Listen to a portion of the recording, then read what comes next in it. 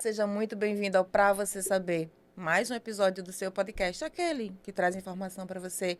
Informação boa, informação de qualidade, aquela informação que você estava ávido assim, querendo saber.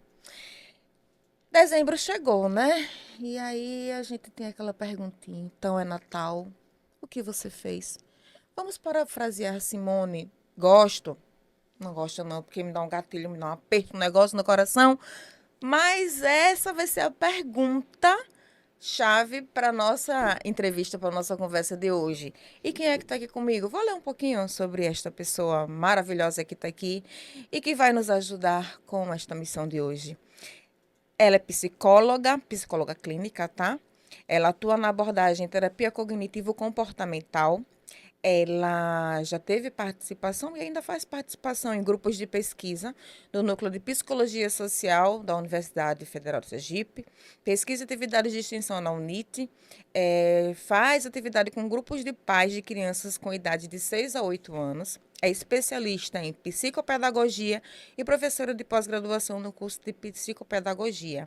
É instrutora de educação profissional. E na área da psicologia clínica, ela atua com foco em ajudar mulheres ansiosas a driblar a ansiedade e conquistar resultados com excelência. Nossa entrevistada de hoje é Érica Chagas. Érica, muito obrigada pela participação, obrigada por ter vindo aqui conversar com a gente. E, para começar, então é Natal, eu não sei o que eu fiz, mas eu preciso planejar 2025. Fala pra gente. Como lidar com esse final de ano? Como lidar com as expectativas não cumpridas? Como lidar com essa pergunta que Simone faz todos os anos para a gente? Então, André, obrigada pelo convite, né? Estou muito feliz em poder falar um pouquinho a respeito, mesmo porque, como você falou, é uma pergunta que todo mundo quer, né, resposta. Como lidar com esse final de ano, com essas questões? Vou começar dizendo que é importante, é muito importante. Tá? A gente fazer sim essa retrospectiva, avaliar o que foi que nós fizemos, o nosso caminhar durante esse ano, mas qual a chave, né, para fazer isso de uma forma positiva, né, trazendo uma perspectiva positiva para nossas vidas. Sem culpa, sem Sem trauma. culpa, sem trauma, né? A grande chave é você olhar os avanços, né? Os pontos positivos que você conquistou durante esse ano, quais foram as coisas que você conseguiu fazer, mesmo que pequenas, tá? E não só focar no ponto negativo, porque o ponto negativo todo mundo já olha. Todo mundo foca, todo mundo vê. A culpa existe, a culpa e a autocobrança já existe, geralmente já são pré-existentes no indivíduo, né? Só faz aparecer, só fica mais visível, digamos assim. Porém, os pontos positivos geralmente são deixados para trás. Só que tudo na nossa vida gera aprendizado. Mesmo que você não tenha conquistado grandes objetivos durante esse ano, mesmo que você não tenha alcançado os resultados que eram esperados, alguma coisa você fez, tá? É saudável fazer aquele tal daquele planejamento de início de ano? Porque veja, voltando um pouco para a pergunta, né? A gente existe uma cultura de que é necessário fazer um planejamento, inclusive por escrito, de suas metas. Metas a curto prazo, metas a médio prazo, metas a longo prazo. E aí você vai acompanhando isso. Você faz a meta, você faz o planejamento. E quando chega em dezembro que você vai olhar, o check quase que não aconteceu. Precisa mesmo fazer isso? Ou não? Então, cada um faz de uma forma diferente. Não é que seja necessário, né? Cada um tem uma necessidade diferente. Então, o que que eu indico? O que é conveniente para você. Então, tem pessoas que fazem todo um planejamento, colocam post-its, anotam, né? Pegam o planezinho ali, fazem todo um rabisco e mapas e Desenhos. desenhos, né? Fazem, enfim, colam imagens, fazem um painel, né, dos sonhos, dos desejos a serem realizados. Então, eu digo que é o seguinte, o que é que lhe cabe, o que é que lhe convém? Como você funciona melhor? Tem pessoas que não precisam anotar nada.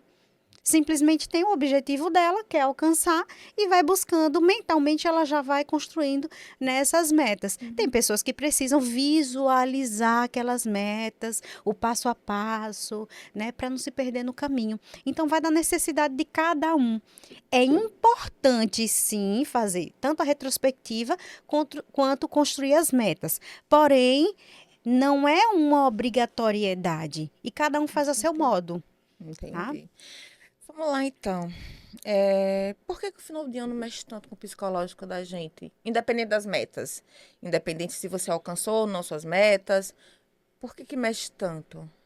Bom, além de toda essa sobrecarga, né, de retrospectiva que já traz socialmente, né, a gente já sabe que tem essa questão, essa cobrança e tudo mais, a gente também sabe que existe os encontros, confraternizações, né, tanto dentro do ambiente profissional, social, familiar, e aí as pessoas começam a pensar no que é que elas vão passar, né, de informação, do que elas fizeram de relevante, de importante para essas pessoas que estão ali naquele contexto, começam a se cobrar cada vez mais, começam a se visualizar também dentro desse contexto. Será que eu vou me encaixar? Será que eu não vou? Será que eu vou me adequar? Será que eu vou estar ajustado? Quais os comportamentos que seriam mais coerentes? Então, tudo isso gera uma pressão, né? Comportamental, emocional, para que elas todo mundo quer estar ajustado, né, ao contexto, tá dentro do contexto da forma correta.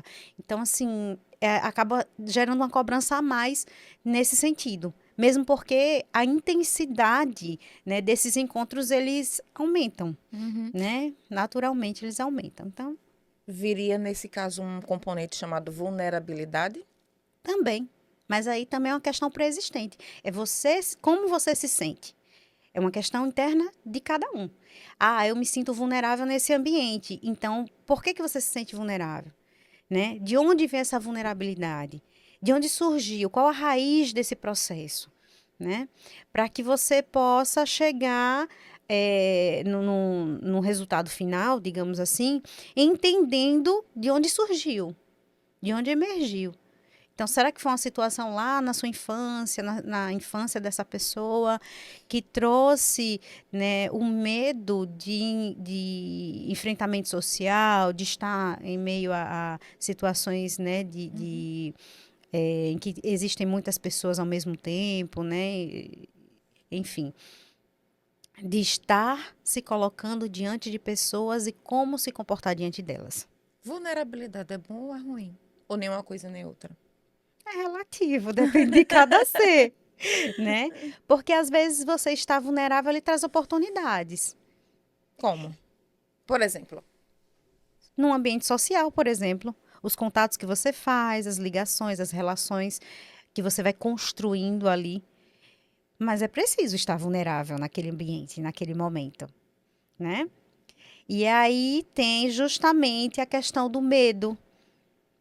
Não é que o medo não vai existir, mas que você pode sim enfrentar esse medo e alcançar o seu resultado. Tem gente que bloqueia e que não consegue. E aí fica mais difícil, até muitas vezes, chegar a um determinado patamar, né? E alcançar o objetivo, ou até de repente é uma meta que precisa ser ultrapassada e a pessoa não consegue. Aí o medo bloqueia, certo? como tirar essa paralisia do medo? Terapia. Psicoterapia, com certeza. Né? Fazer psicoterapia, entender a raiz do processo para chegar a um objetivo final. Mas é uma coisa fácil fazer terapia. Eu tenho que ser aquela pessoa bem corajosa. Tem a ver com coragem de fazer terapia ou não? Não, Porque todo tem a mundo fala ver. assim, desculpa. Tá. Ai, eu não tenho nada pra falar na terapia. Mas quando chega lá, sai macetada. Ai, gente, é tão fácil a terapia quando chega lá ser destruída. Requer uma coragem você enfrentar os seus medos, mexer na sua ferida, né? Também requer, porque eu sempre digo, né? Terapia a gente vai mexer onde dói, justamente onde dói. É onde está machucado. Então, você não tem como fazer um curativo, por exemplo, de uma ferida sem mexer nela, né? Então, a gente vai mexer sim onde está doendo, onde está machucado, onde precisa de alívio, da recuperação e do cuidado. Só que se você não mexe nisso dentro da terapia, com as técnicas certas, os métodos certos, o profissional adequado para fazer aquilo, você vai mexer nisso na vida com pessoas que não têm o mesmo cuidado ou o mesmo direcionamento.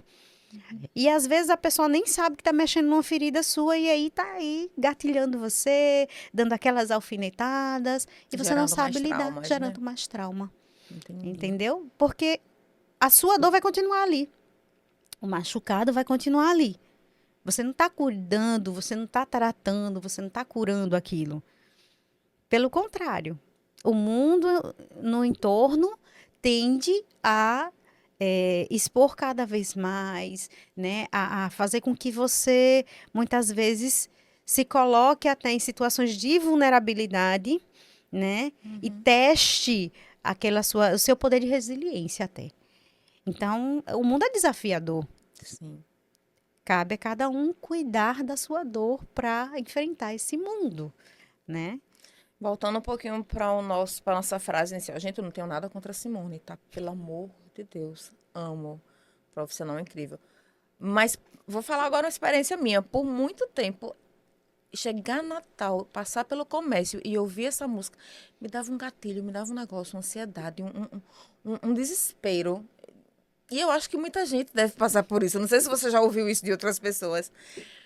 Por que esse desespero? Será que você lida com a questão da incompetência? Meu Deus. Será que é o momento que você para analisar e diz, fui incompetente?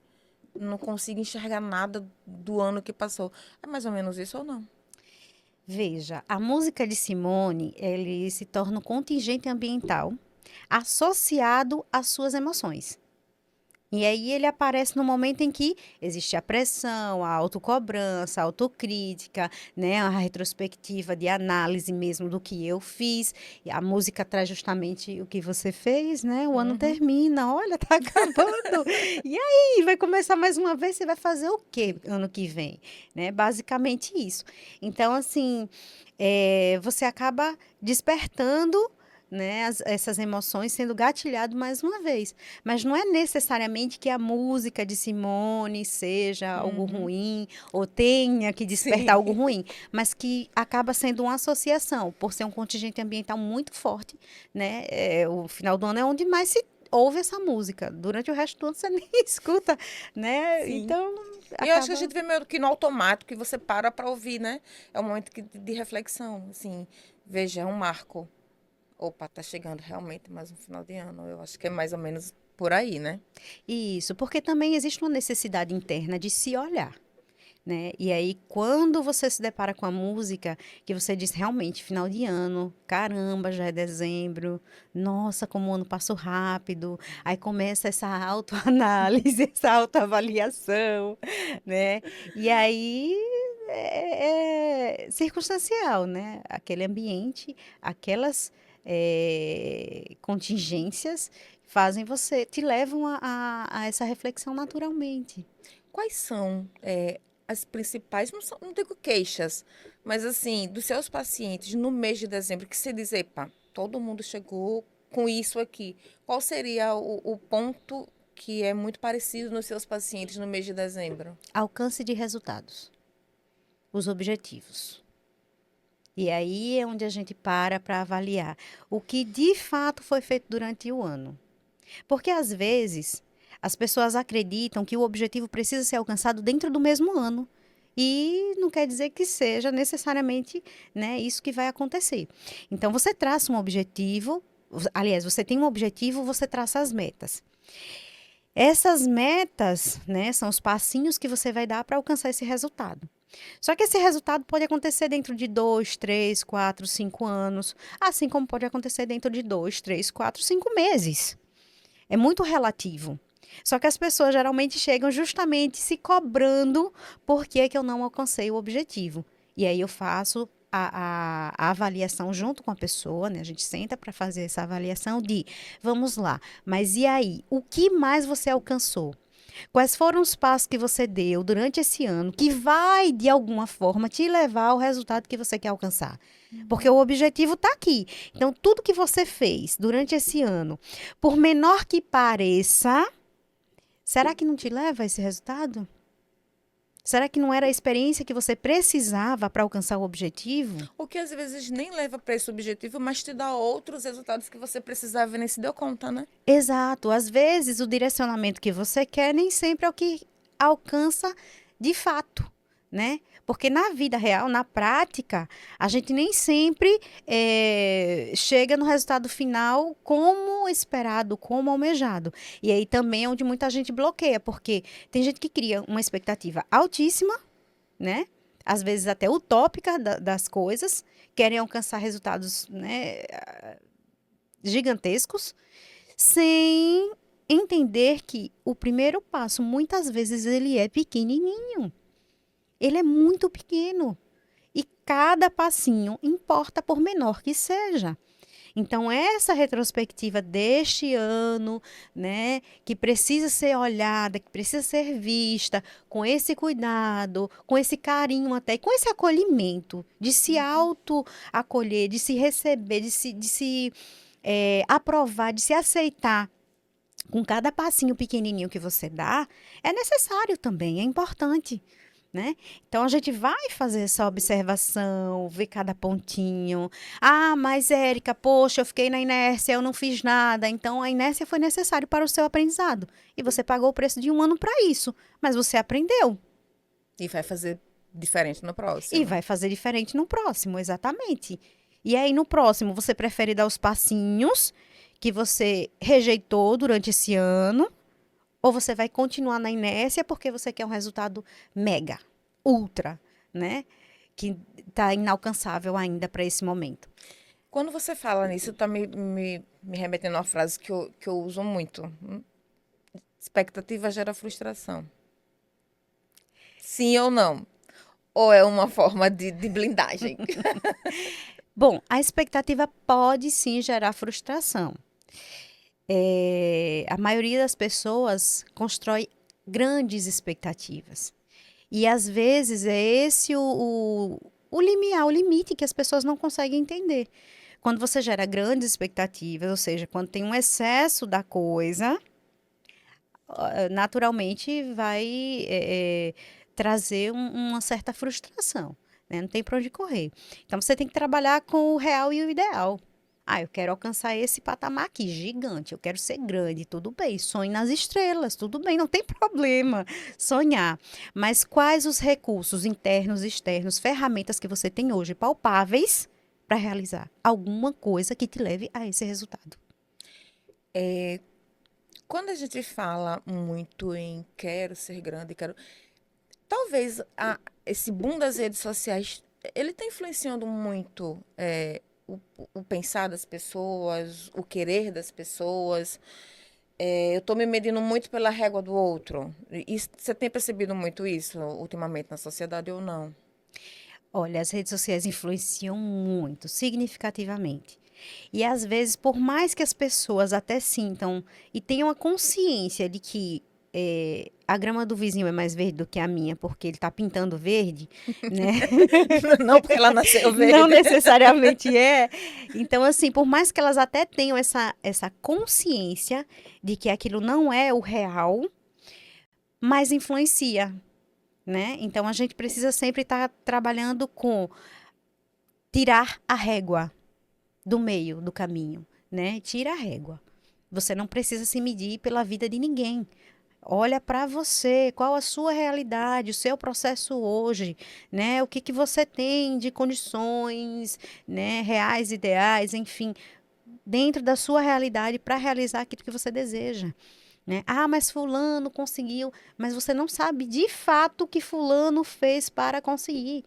A gente não sabe tudo, todos os detalhes e todas as minúcias do que acontece na vida do outro para ele alcançar os resultados. Então é fácil olhar de fora e julgar e até dizer, olha, fulano tem sorte, né? Como as pessoas muitas vezes dizem que o outro tem sorte, o outro foi ajudado, mas o outro passou pelo quê? O que foi que ele fez? Qual a transformação que ele gerou internamente? E externamente também, porque acaba resultando, né? Acaba refletindo de alguma forma o interno no externo. Então, ele foi visto de alguma forma, por algum motivo. E que tal você parar de olhar para o outro, parar de utilizar réguas e fazer o seu. Genuinamente. Genuinamente. Não fazendo o seu esperando o resultado do outro, mas fazendo o Não. seu porque você tem um objetivo na sua vida. Com o seu, para alcançar o seu resultado. E com as suas ferramentas. Com o seu poder de resiliência, com as suas ferramentas internas e externas, né? O que é que você consegue? Porque também as pessoas querem, eu quero alcançar o resultado do outro, mas eu tenho a competência que o outro construiu, eu fui estudar como o outro, eu fui buscar informação, eu fui fazer um curso, eu fui fazer uma pós-graduação, eu fui fazer uma mentoria, né? Eu fui fazer o quê para alcançar o resultado? Né? Às vezes o outro fez alguma coisa que foi a chave para ele, o gatilho para ele. Não quer dizer que vai ser para você também. Mas veja, alguma coisa foi feita, ninguém alcança nada parado. Exato. Né? Exato. Ninguém é melancia, né? Para ficar parado de um lado só. Quem manda um lado só, né? Exatamente. Ô, Érica, me fala uma coisa. Você trabalha muito com mulheres ansiosas, mulheres com ansiedade. Fala um pouco sobre esse trabalho. Explica pra gente o DNA, se é que existe da ansiedade, ainda mais nessa sociedade que cobra muito resultado, nessa sociedade que você só é valorizado se você estiver esgotado, se você estiver mostrando muito resultado, e que para as pessoas resultado às vezes é trabalhar de manhã, tarde, noite, madrugada. Né? Fala pra gente se existe um DNA dessa ansiedade, como é que é essa abordagem e por que que as mulheres, ou eu esteja errada, são mais ansiosas que os homens. Geralmente as mulheres elas conseguem externalizar com mais facilidade e buscar ajuda também com mais facilidade do que os homens, tá? Mas todo mundo sente ansiedade. A ansiedade vem aumentando realmente significativamente por conta de vários fatores, né? E os fatores externos, sociais, ambientais, né? A cultura que vem sendo trazida também no nosso país, enfim, na verdade no mundo, faz com que essa ansiedade ela aumente. O nível de ansiedade fique cada vez maior, gerando as síndromes, as crises de ansiedade, né? Então, a ansiedade ela deixa de ser uma emoção normal e se torna patológica. E aí vem a autocobrança, né, que fica gigantesca. Passou do limite, né, se torna patológico. Todo excesso acaba se tornando algo patológico. Então, a partir do momento que a pessoa começa a exceder, principalmente o medo pelo que ela ainda não alcançou, pelo que ainda não aconteceu na vida dela, né, começa a adoecer por conta disso. Então, a ansiedade ela é justamente isso, esse medo do resultado, o medo do que eu ainda não fiz, ou do que vai vir ainda a acontecer. É uma prévia, é sempre um sentimento que prevê alguma coisa. Uhum. E aí eu sempre digo para os meus pacientes o seguinte: nós não somos videntes. Vive o momento, deixa a coisa acontecer, um passo de cada vez. Né? Não adianta viver no e se. Agora, realmente, o público feminino é o que mais procura terapia para tratar causas relacionadas à ansiedade, né? Principalmente ansiedade social e de relações trabalhistas, no ambiente de trabalho, né? No ambiente organizacional. Porque existe essa cobrança também da mulher ser, de fazer, de realizar, de concretizar.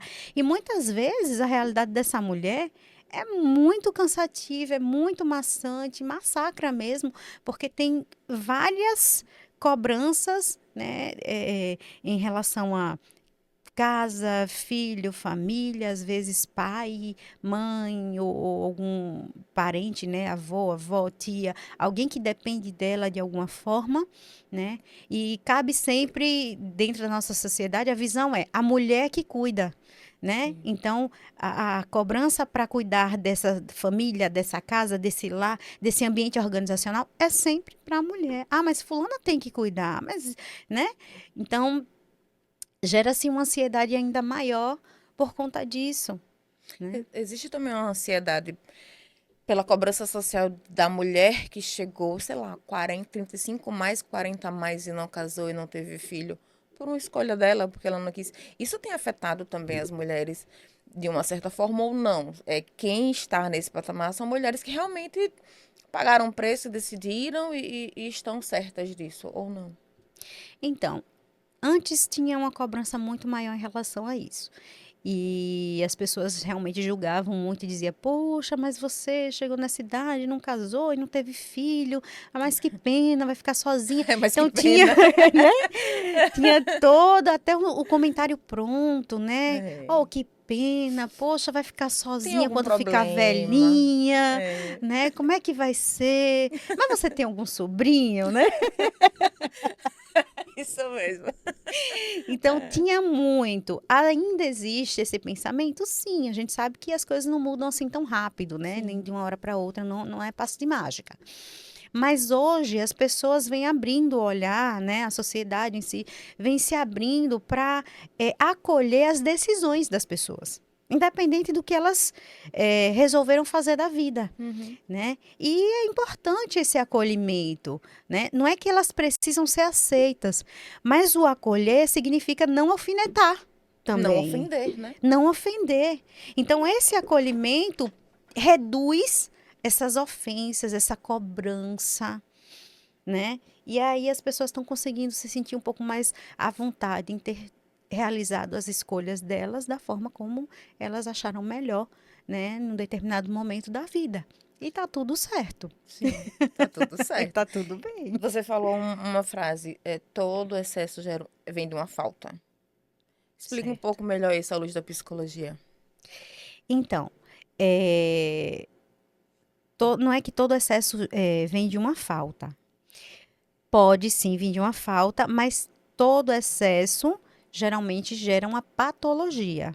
Ele é patológico, certo? Mas pode sim vir de uma falta, de uma ausência, de uma carência, né? E aí você acaba colocando coisas na sua vida, ou escolhendo determinadas coisas, ou gerando determinadas compulsões para compensar aquela falta. Uhum, E aí o excesso patológico, né? entendi. Você falou da ansiedade e eu lembrei automaticamente do Divertidamente 2. Você chegou a assistir? O 2 não, eu assisti um, Porque o 2, fiquei nessa. gente, ele fala muito. Depois a gente conversa, então, já que você não assistiu, eu não vou dar spoiler. Mas é justamente essa coisa da ansiedade. Você falando sobre ansiedade e eu vendo o desenho da ansiedade, sabe? Dos momentos. Então, deixa pra lá. Eu ia falar sobre Divertidamente 2 com você, mas não. Mas o um ainda vale muito a pena falar. Na verdade, não é um desenho pra criança. Ali é um recado pra adulto, né? É, com certeza.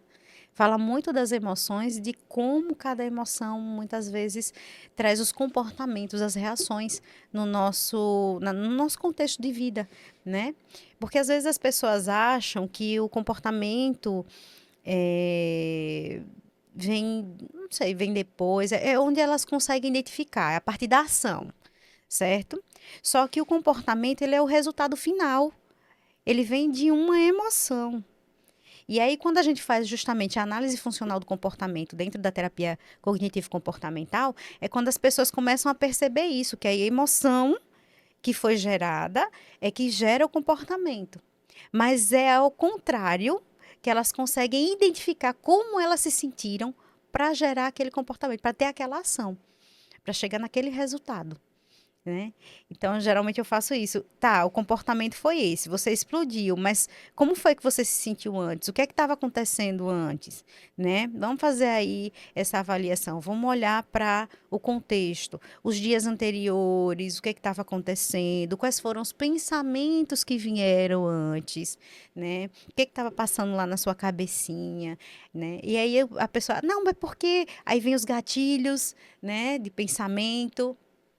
E aí elas conseguem identificar pensamento que gerou emoção, que gerou comportamento, e você explodiu, porque é muito rápido. E para fazer esse treinamento, né, demanda um tempo para a pessoa realmente conseguir identificar e perceber a emoção, Uhum. né, antes da coisa realmente explodir, né? Me fala um pouco do tratamento com a cognitivo comportamental, porque existem vários tipos, né, de tratamentos na psicologia. Me fala um pouco desse que você trabalha, é, e como é que ele se propõe a ajudar as pessoas. Então, a cognitivo comportamental, eu gosto muito da análise funcional, que é uma das técnicas, mas existem várias técnicas, né? Então, a gente trabalha muito com o olhar para o contexto, para poder entender o que de fato está acontecendo, certo? Então, é uma das técnicas que eu mais utilizo. Claro que a gente pode, né, tá lançando mão de outras possibilidades, até o feedback básico mesmo, muitas vezes já faz um resultado incrível, né, já traz uma percepção incrível, um olhar incrível para o paciente, e faz ele se entender, né, de dizer, caramba, realmente eu fiz isso. Então, a terapia cognitivo-comportamental me encanta muito porque, para mim, ela traz os resultados mais rápidos possíveis, né? E o paciente, ele não quer ficar ali falando para pensar ainda, para tentar se entender. Não, ele quer esse feedback, ele quer respostas mais rápidas, ele quer a percepção mais rápida, inclusive no seu comportamento, nas ações. E fazer essa análise funcional, ter a terapia cognitivo-comportamental como uma ferramenta, me dá muitos resultados no consultório, né, com os meus pacientes, e faz com que essas pessoas tenham as respostas o mais rápido possível, né? Então, o tempo hábil faz diferença, né? Legal. Eu digo todo dia que, para mim, terapia deveria ser protocolo SUS. Porque, veja, a gente já nasce, aí já toma um tapa na bunda para chorar, para dizer que tá vivo. Isso é um trauma. Ô, gente, já nasce assim, né? Apanhando, você tava no quentinho, você tava no bom ali, e aí você recebe um tapa, assim, um tapa. Gente, isso. Mas tem gente que ainda é resistente e tem preconceito com terapia, né? O que que você teria para dizer para essas pessoas que ainda acham que terapia, sei lá, não, terapia não, eu não preciso. Eu não me vejo fazendo terapia e torço o nariz. Então, veja, a terapia é uma necessidade, né, humana. Se todo mundo bem soubesse, faria terapia. Só que tem pessoas que são resilientes e conseguem, né, sair de processos de uma forma mais simples, sem precisar ir de fato para terapia. Tem outras pessoas que não. E muitas vezes as pessoas que torcem o bico são justamente as que não estão conseguindo sair do processo. E estão ali dentro da dor, né? No seu contexto de sofrimento e fica escondendo do mundo que elas estão sofrendo, né? Então, assim, a terapia é necessária para essas pessoas, sim. Só que, assim, a terapia só funciona se você quiser. Se tiver aberto, para, Se né? tiver aberto, para. Não adianta ir para terapia torcendo o bico para terapia. Contando as sessões, né? Eu vou fazer 3 E sessões. a hora para acabar, né? Olhando para o relógio, porque a psicóloga quer mais o que de mim aqui, né? Hoje O eu que não tenho será que nada para ela falar, não quer? teve nada, eu vou fazer até lá. É É nesse exatamente. dia que mais Ah, tem, mas né? é tão interessante quando chega, doutora, hoje eu não tenho nada para falar. Será que não é melhor pular a sessão, deixar para a próxima semana? É muito interessante. Por dois motivos. Um, porque a pessoa não tá se sentindo mal, tá conseguindo lidar com as questões, certo? Ou porque ela não consegue ver, não tá conseguindo enxergar, né, o que está acontecendo e tá negligenciando até certo ponto, porque chega um momento que você pode empurrar para debaixo do tapete quando você quiser, vai chegar um momento que vai explodir aquilo ali, que vai Uhum. transbordar. Então, tem essas faces, né, da coisa.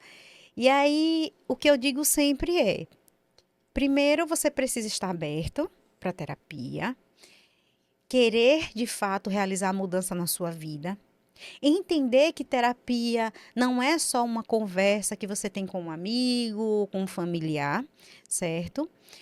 A terapia é um instrumento de transformação de fato. Tá? Com técnicas, com profissionais especializados, com todas as ferramentas necessárias para que a transformação aconteça em sua vida. Uhum. Aí cabe a você querer ou não fazer com que a coisa aconteça, tá? E chegar na terapia sem nada para falar e deixar a fala fluida e deixar as coisas acontecerem também faz parte, também é um processo. Por quê? Porque quando você está lá e começa a ver, mesmo que você acredite que não tenha nada e começa a ver, isso também fortalece as informações que você já tinha recebido, digamos Uhum. assim. De repente, fortaleça o seu poder de resiliência, a sua autoestima, justamente naquele ponto que você não estava vendo. E aí você começa a contar o que aconteceu, quais foram novidades, as notícias da semana, digamos assim, e consegue identificar, junto com o profissional, os pontos altos, ou seja, que você deu conta, que você conseguiu, que foram trabalhados na terapia, que você precisava realmente elevar, né? O posicionamento que você precisava ter. E os pontos baixos, ou seja, onde é que a falha poderia ter acontecido? Uhum. Onde é que o deslize poderia ter acontecido? E aí o profissional vai trazer para você, né, a clareza dessas questões, desses pontos. É quando você firma, digamos assim, o que está dando certo, o que está funcionando e aonde você deslizava antes que não pode voltar a deslizar novamente, tá? Então faz toda uma avaliação aí, até quando não tem nada para ser dito. Ô, Érica, não tô aqui para ser advogado do diabo, nem para botar lenha na fogueira de ninguém. Mas, porém, todavia, contudo, a gente sabe que hoje em dia existe que muitas pessoas estão preferindo ou estão trocando psicólogos por coachings e por. Eu tava com outro na cabeça e eu acabei esquecendo. Livros de autoajuda, né? Palestras motivacionais, achando que no final tudo é igual e tudo vai ter o mesmo resultado. Não tem. Cada profissional de cada área vai ter uma função diferente, vai realizar um trabalho diferente. Se você precisar de psicoterapia, você vai continuar precisando de psicoterapia. Constelação familiar, lembrei. Constelação familiar também. Veja, cada uma dessas abordagens, né, dessas terapias, né, dessas diferentes terapias, vão trazer um resultado diferente, tá? Mas, quando você precisa de um psicólogo, você precisa de um psicólogo. E aí, por mais que você vá para todos os lugares, eu vou para a constelação, eu vou para o coaching, eu vou para uma palestra motivacional, ainda assim, aquilo que precisa ser trabalhado em psicoterapia, dentro da psicoterapia, vai continuar ali. É uma lacuna aberta. Então, você pode fortalecer outros pontos, você pode melhorar em várias questões, mas aquilo ali não vai mudar. Por quê? Porque cada área vai ter o seu trabalho. Vai realizar um trabalho dentro daquilo que lhe convém, dentro daquilo que as suas abordagens alcançam, né? Dentro daquilo que as suas ferramentas alcançam. Então, a constelação familiar, por exemplo, não vai alcançar o seu trauma dentro que seria uma questão a ser tratada dentro da psicoterapia. Não vai. Assim como o psicólogo e a psicoterapia também não vai alcançar um trabalho que precisa ser feito dentro de outra área, né? Dentro de outra abordagem. Então, cada um no seu quadrado, eu costumo dizer sempre. Um não interfere no outro, um não anula o outro. Mas, se você até tiver a oportunidade, a possibilidade de fazer a psicoterapia e trabalhar de outras formas também, eu preciso de uma constelação, eu sinto que preciso de uma constelação, não tem problema nenhum, vamos continuar a terapia e faz sua constelação. Eu preciso de um motivacional, né? Eu acho que a terapia, o trabalho dentro da terapia, na parte de motivacional, não está alcançando aquilo que eu desejo, acho que eu preciso de mais, sem problema nenhum, vai atrás do motivacional. Então, cada um dentro do seu quadrado vai fazer o seu trabalho e a sua função, tá? Certo. Dando essas voltas todas, vamos retomar ao início. 2025 está chegando. Como eu posso ter um ano melhor? Como eu posso... eu não tenho dinheiro para fazer terapia com psicólogo, ou eu não tenho tempo, embora tempo seja uma questão de prioridade, né? A gente sabe disso, a gente aprende isso na prática. Quem não aprende pelo amor, aprende pela dor, né? Mas, sei lá, por qualquer motivo, eu não tenho... Mas eu preciso começar um 2025 diferente. Eu vi que eu caminhei 2024 e, sei lá, não terminei leve como eu queria. Como eu posso me planejar, não de metas só, né? Mas para ter um 2025 mais tranquilo. Certo. Bom, vamos começar pela autocobrança que tem que reduzir, tá? Acolher aquilo que você conseguiu, o seu potencial, as suas limitações e entender o seguinte: a partir de agora, o que é que eu posso fazer de melhor? Como é que eu posso fazer para que esse ano seja mais tranquilo, mais suave, né? Dentro daquilo que eu também desejo alcançar, dentro daquilo que eu também desejo realizar. Então, acho que o olhar, a forma de olhar muda tudo. Se você for olhar com cobrança, porque eu tenho que fazer, porque alguém precisa dessa resposta, porque a sociedade precisa me ver, fica difícil, vai pesar. Mas se você entender que é uma necessidade sua de crescimento seu, que você quer isso, que é uma transformação sua e tentar levar isso com tranquilidade, né, o mais tranquilo possível, vai se transformar em algo tranquilo naturalmente, certo? Então, acho que tudo depende muito da forma como você olha, como você enxerga. É necessário, sim, se planejar, né? Na verdade, não que seja necessário. Como eu disse, é importante. É importante você ter o mínimo de planejamento possível. Você não precisa ter 10 objetivos a serem alcançados. Às vezes, é o suficiente. E aí deixar que o seu próprio caminhar dê direcionamento. Porque às vezes você tem um objetivo e aí no meio do caminho entende que existem outras oportunidades. E são oportunidades tão boas, tão valiosas, que vale a pena muitas vezes abrir mão daquele objetivo qual você estava traçando pela oportunidade. Que às vezes também traz até coisas maiores, bem maiores, além do seu objetivo. Ou seja, estar aberto. Estar aberto, exato. Só que também não é um estar aberto solto. Deixa a vida me levar, Deixa né? a vida me levar, empurra com a barriga e vai, né? Não é dessa forma também. Então, é ter pelo menos algum objetivo a ser alcançado, né? Nem que seja, meu objetivo esse ano é manter isso aqui que eu tenho. Beleza, ok, mas existe um objetivo, né? É necessário, é interessante, é importante você ter, né? Alguma coisa a ser feito, né? Até para que você, enquanto ser humano, nós, enquanto seres humanos, precisamos nos sentir úteis, E motivados, né? motivados, senão a coisa desanda. Então, para que a pessoa se sinta motivada para fazer as coisas acontecerem, para levantar e ir para o seu trabalho, né, para alcançar os seus resultados, ela precisa desse olhar, né, de isso é meu, isso é valioso, né? Eu alcancei. Esse é um resultado que fui eu que alcancei. Então, vamos olhar o contexto como um todo. Positividade tóxica, aprender a reconhecer as conquistas, aceitar elogios. São coisas que a gente deve colocar na nossa vida, no nosso cotidiano, ou não? Vamos lá. Veja, Eita, que a esse olhar. positividade tóxica é algo mais complicado, né? A gente precisa olhar para a nossa vida com leveza e aprender isso é importante, é transformador, é uma chave de virada, de fato, né, para a nossa vida. Quando você faz isso, é libertador.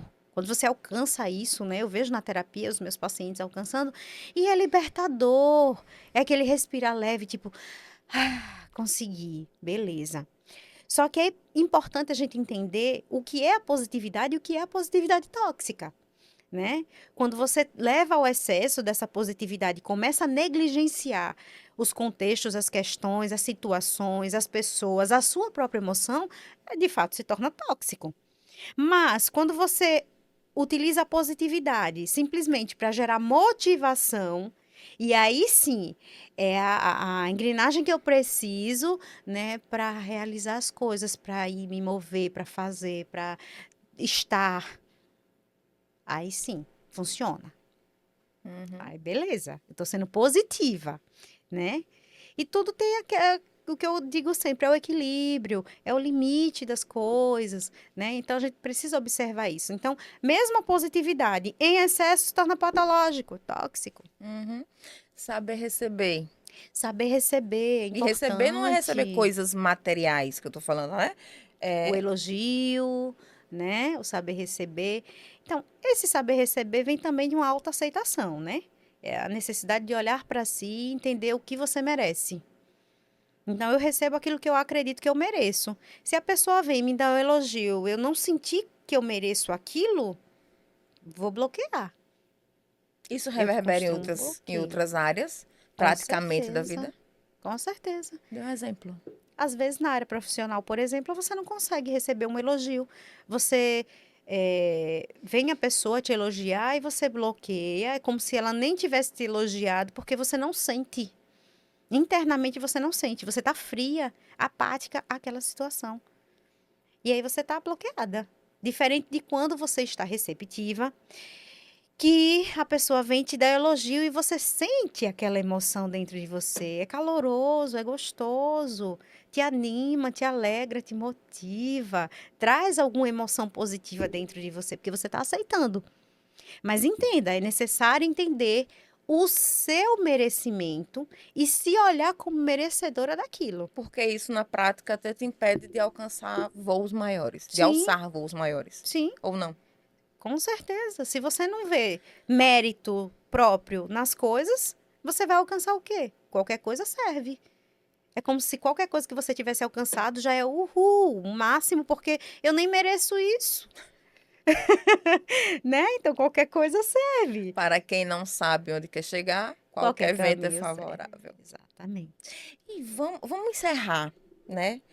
A gente começou era 2025, mas vamos encerrar com uma frase que ela é meio polêmica, assim, né? O povo descobriu ultimamente e tornou. Tem gente que concorda, tem gente que discorda. Do Pequeno Príncipe, né? Que eu acho que ela é uma frase muito psicológica. Talvez você já esteja até imaginando o que é que vem. Tu te tornas eternamente responsável por aquilo que cativas. Verdade, mentira, mito. Bom, é o que eu Para digo sempre. 2025, tá? Todo excesso é patológico. Eterno é muito tempo, né? Ainda tempo demais. Isso. Responsabilidade é necessário, sim, mas é entender que o que é a responsabilidade? Não é uma culpa. As pessoas confundem muito culpa com responsabilidade, né? Então, eu me autorresponsabilizar pelas coisas é entender até que ponto eu tenho potencial, poder de interferir naquilo. Eu me tornar culpado faz com que eu me torne também preso, me aprisiona no processo. Então as pessoas olham essa frase como um aprisionamento. Você se torna responsável eternamente a partir de hoje porque você cativou alguma coisa. Mas até que ponto me cabe, né, estar nesse relacionamento, estar nesse local, nesse ambiente que eu cativei? E até que ponto aquela pessoa entendeu o que eu dei da forma como eu dei e não interpretou do jeito que ela estava querendo. Tem isso também, né? Tem isso também.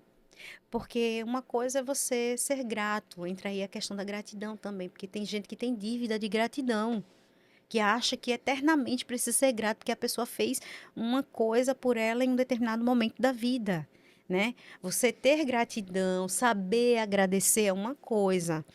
E até saber devolver, ajudar no momento certo. Mas você não precisa ser refém de ninguém porque a pessoa te ajudou ali naquele momento. Então, é preciso também ponderar isso. É o que eu digo da questão do limite, do excesso. Né? As pessoas estão vivendo muito numa cobrança de si mesma e do outro por excessos, com base em excessos.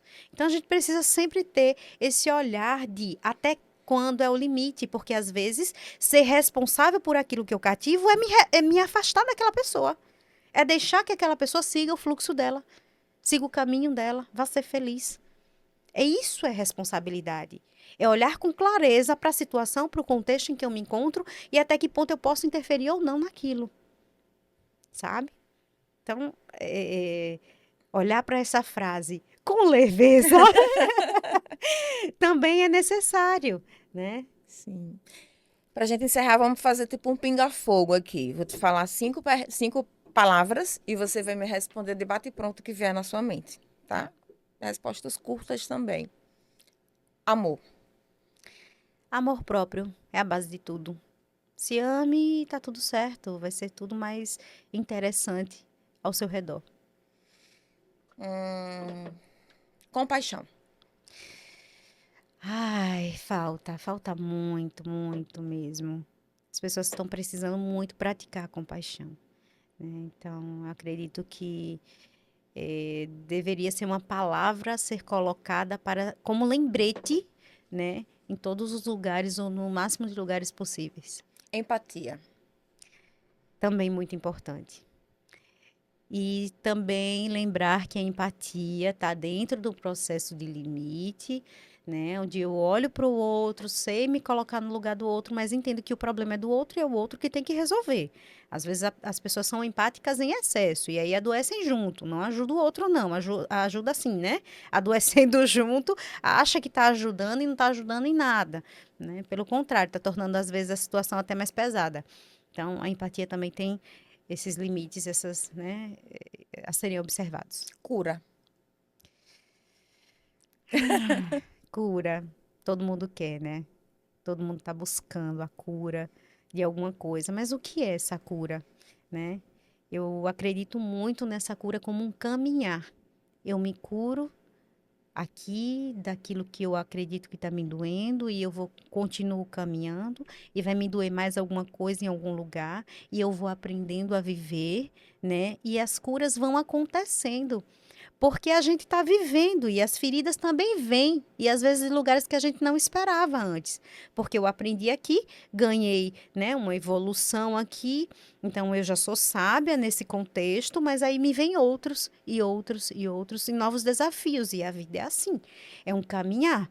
Então a gente está num processo de cura constante e essa busca é importante também, né? A busca interior dessa cura e de entender que não é um ponto final. É um processo, é o caminhar, tá? Não é o Uhum. ponto final. Nós continuamos vivendo e as coisas vão continuar acontecendo. Felicidade. Ai, todo mundo quer. Mas a felicidade tá nesse olhar. Como é que você está se olhando? Será que o que você tem hoje não está te deixando feliz? Será que você não está olhando muito para o que lhe falta ao invés do que você tem? Então, olha para si mesmo, né? Olha para o seu contexto, olha para a sua vida, para o aqui e agora. Olha, eu tenho saúde, eu estou bem e estou aqui. O que que eu tenho mais? Eu tenho uma casa, eu tenho um lar, eu tenho uma família, eu tenho, né, sonhos que eu já realizei, quais as coisas que eu já conquistei, né? No meu caminhar. Vamos olhar para essa vida, né? Como um todo, para essa história de vida, né? E tantas coisas que a gente conquista, e tantas barreiras que a gente ultrapassa, e por que não olhar para tudo isso e se sentir feliz? Ao invés de olhar só para o futuro, para aquilo que me falta, para aquilo que eu não tenho, e aí vem só dor, frustração, tristeza, ansiedade, medo. E o que eu tenho? Como é que eu vivo isso? Como é que eu entendo isso? Né? Então a gente precisa também viver no aqui e agora. Ok.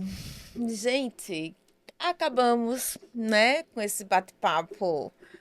Sei lá, eu acho que meu transcendental é uma coisa que eu acho que tem muito a se refletir. Eu acho que, e principalmente nesse momento final, essas 5 palavrinhas, que era para ser uma frase, ela trouxe mais ensinamento. Então, assim, eu espero que vocês tenham gostado, tá? Tá disponível para você ver, rever, fazer uma sessãozinha, né? Ou se estimular a ir para terapia. É, mais um episódio está disponível em todas as plataformas. Acompanhe a gente, mande sua mensagem, mande sua notícia. A gente tá no Instagram, a gente tá aqui no YouTube, a gente tá nas principais plataformas. Porque o nosso objetivo é esse, é trazer uma conversa para que no final você também fique sabendo de algo que possa te ajudar no seu dia a dia. Muito obrigada por nos acompanhar, Érica. Muito obrigada pelo convite. E eu espero que outras vezes, com outros assuntos, você possa também estar no Pra Você Saber. Obrigada. Eu também que agradeço a oportunidade de estar aqui, de passar informação, né, para as pessoas, né, de poder contribuir de alguma forma com o meu trabalho. Enfim, Bom, obrigada. que agradeço. Até a próxima, gente. Um cheiro.